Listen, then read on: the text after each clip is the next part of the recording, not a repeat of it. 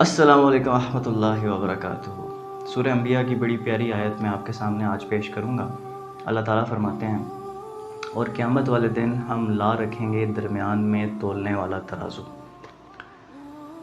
اس دن انشاءاللہ اعمال کا وزن ہوگا۔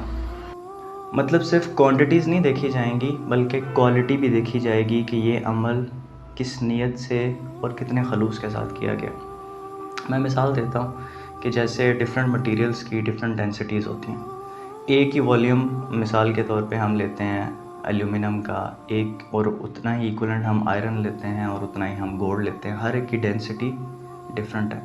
تو اسی طرح جو ہمارے اعمال ہوں گے وہ چاہے ہو سکتا ہے اس کی بھی ایک بندے کی بھی 4 نمازیں ہوں، دوسری کی بھی 4 نمازیں ہوں، اس کے بھی 4 حج ہوں، اس کے بھی 4 حج ہوں، یا اس کے بھی کچھ اعمال ہوں جن کے برابر ہوں، لیکن ایک بندے کا خلوص زیادہ ہو تو اس کا وزن بھی زیادہ ہوگا، اس کی ڈینسٹی بھی زیادہ ہوگی، اور وہ تکڑے کو اس پلے کی طرف زیادہ جھکائے گا۔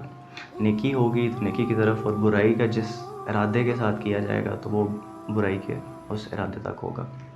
اور یہاں مجھے حضور اکرم صلی اللہ علیہ وسلم کی بڑی ایک پیاری حدیث یاد آ گئی کہ آپ صلی اللہ علیہ وسلم نے فرمایا کہ قیامت والے دن میزان کی جو تکڑی ہوگی، ترازو ہوگا، اس میں سب سے زیادہ جو بھاری چیز ہوگی وہ آپ کے اچھے اخلاق ہوں گے۔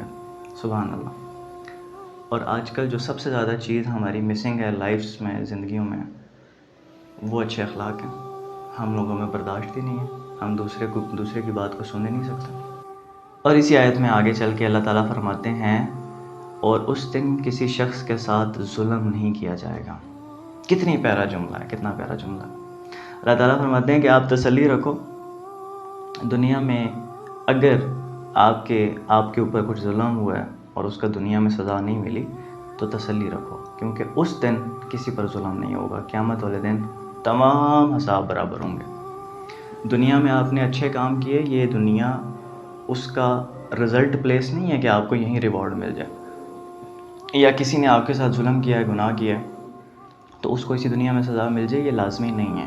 مل بھی سکتی ہے، نہیں بھی مل سکتی، لیکن اصل عدل آخرت میں ہوگا۔ اور اللہ تعالیٰ کہہ رہے ہیں کہ میرے اے ایمان والو، یا تمام لوگوں سے فرما رہے ہیں کہ تم لوگ تسلی رکھو، اس دن کسی پر ظلم نہیں ہوگا۔ اور پھر اللہ تعالیٰ فرما رہے ہیں کہ اگر رائی کے دانے کے برابر بھی کوئی عمل ہوگا تو اس دن ہم اس کو آپ کے سامنے حاضر کر دیں گے، یعنی لوگوں کے سامنے ان کا چھوٹے سے چھوٹا عمل بھی آ جائے گا۔ تو اس جملے سے ہمیں یہ پتہ چلتا ہے کہ کسی بھی عمل کو چھوٹا مت سمجھیں، کوئی بھی چھوٹی نیکی ہے اس کو چھوٹا مت سمجھیں، کیونکہ ہو سکتا ہے، کیونکہ قیامت والے دن کیا ہونا ہے، ویٹ ہونا ہے۔ ہو سکتا ہے آپ کے اعمال برابر پڑیں اور وہ چھوٹی سی نیکی آپ کا پلڑا، نیکیوں والا پلڑا جو ہے اس کو ڈاؤن کر دے، یا گناہوں والا جو پلڑا ہے اس کو ڈاؤن کر دے، اور اس سے آپ کی جنت و دوزخ ڈیسائیڈ ہو جائے گی۔ تو کسی بھی عمل کو چھوٹا نہ جانیں، چھوٹے سے چھوٹے گناہ کو اوائڈ کریں، کوشش کیجیے۔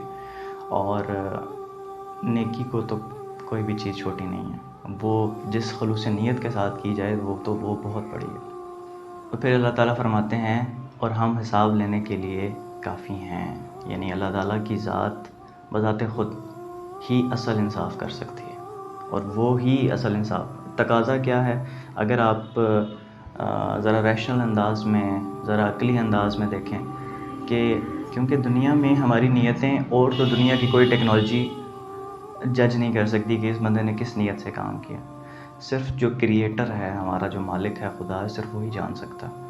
اور وہی بات کہ کس خلوص کے ساتھ اس نے نیکی کی ہے، گناہ کیے، اور اس کا حساب ایگزیکٹلی جیسا ہونا چاہیے کہ کسی پر ظلم نہ ہو اور رائی کے برابر بھی عمل ہو، وہ بھی سامنے آ جائے، یہ کون کر سکتا ہے؟ اللہ تعالیٰ کی ذات۔ اور اللہ تعالیٰ فرما رہے ہیں کہ میں حساب لینے کے لیے کافی ہوں۔ یعنی جی بہت شکریہ، ہمیں اپنی دعاؤں میں یاد رکھیے گا، اور ہمارے چینل کو ضرور سبسکرائب کیجیے، اور اپنی رائے سے ہمیں کمنٹ سیکشن میں لازمی بتائیے۔ السلام علیکم ورحمۃ اللہ وبرکاتہ۔